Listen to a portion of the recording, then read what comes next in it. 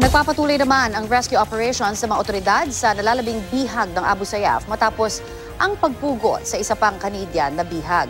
May ulat on the spot si June Veneracion. June? Connie, hinahanap pa rin ngayon ang katawan ng pugot na ulo na natagpuan kagabi sa harap ng Hulo Cathedral. Naniniwala ang AFP na mukhang ang Canadian hostage na si Robert Hall ang biktima, lalo pat meron itong Caucasian features. Pinadala na rin agad kagabi sa Zamboanga City ang ulo ng biktima pagkatapos naman ay nilipad pa Maynila kaninang madaling araw, batay na rin sa report ng Philippine National Police. Dalawang lalaki na nakamotorsiklo ang nagtapon umano ng ulo sa may entrance gate ng Hulo Cathedral. Iniimbestigahan pa kung sino ang dalawang lalaki. Mga dumadaang sibilyan daw ang unang nakakita sa pugot na ulo. Sila na rin ang nag-report sa mga otoridad. Sabi ng AFP, gustong ipagmalaki ng Abu Sayyaf ang kanilang ginawa kaya itinapon sa hulo ang ulo. Ang hulo kasi ang kabisera ng lalawigan ng probinsya o ang lalawigan ng Sulu. Sa liblib na bayan ng Talipa, umano pinugutan ng biktima bandang alas 3:10 ng hapon kahapon. Bago natagpuan ang pugot na ulo, nagpalabas ng pahayag si Canadian Prime Minister Justin Trudeau at sinabing may dahilan sila para maniwala ang patay na nga si Hall. Nakausap na raw ni Trudeau si Pangulong Aquino. Nagpahayag raw ito ng pakikiramay sa lahat ng mga Canadian. Kinundi na naman ng Sulu Police ang ginawa ng Abu Sayyaf, lalo pat nangyari ito ngayong Holy Month of Ramadan.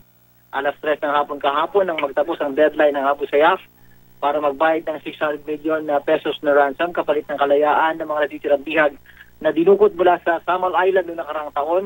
Kung hindi ay papatayin daw ang isa sa kanila. Nauna nang pinatay itong Abril ang isa pang Canadian hostage na si John Ridsdale. Itinapon din ang kanyang pugot na ulo sa downtown Hulo. Nagpapatuloy naman ang rescue operations para sa iba pang bihag ng Abu Sayyaf.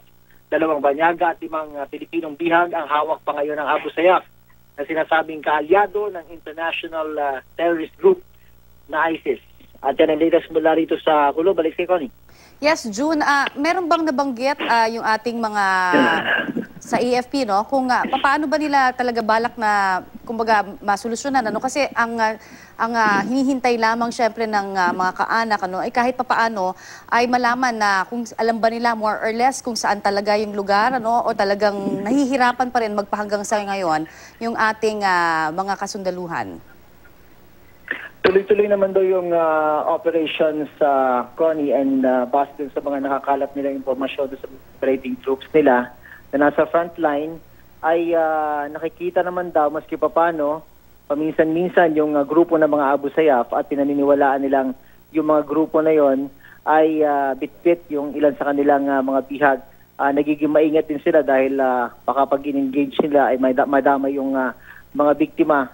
Matagal ng problema kasi ito, Connie, alam din naman ng AFP kung gaano ka hirap sugpuin itong problema na ito dahil yung mastery of terrain ay nandun sa mga kalaban, bukod pa dun sa suporta na nakukuha nila mula umano sa civilian population. Kaya itong kampanya nila na ito, masasabi natin minsan easier said than done kasi minsan sinasabi nila spent force na ito, pero ang isang spent force ay nakakapag-abduct pa rin, nakakapag-create ng terror attack o terror activities gaya na lang itong nasaksihan natin mga nakalipas na araw, Connie. Opo.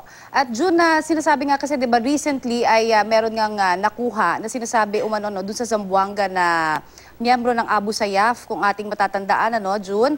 Meron ba silang nakuha na kahit na mga bagong impormasyon, di kaya mula doon sa kanilang nakuha naman na sinasabing miyembro ng Abu Sayyaf, June? Ang pagkakaalam ko lang doon, Connie, ay yun yata ay parang tumatay yung spotter. Ibig sabihin siya yung tumitingin kung sino yung mga posibleng maging target ng kanilang kidnapping.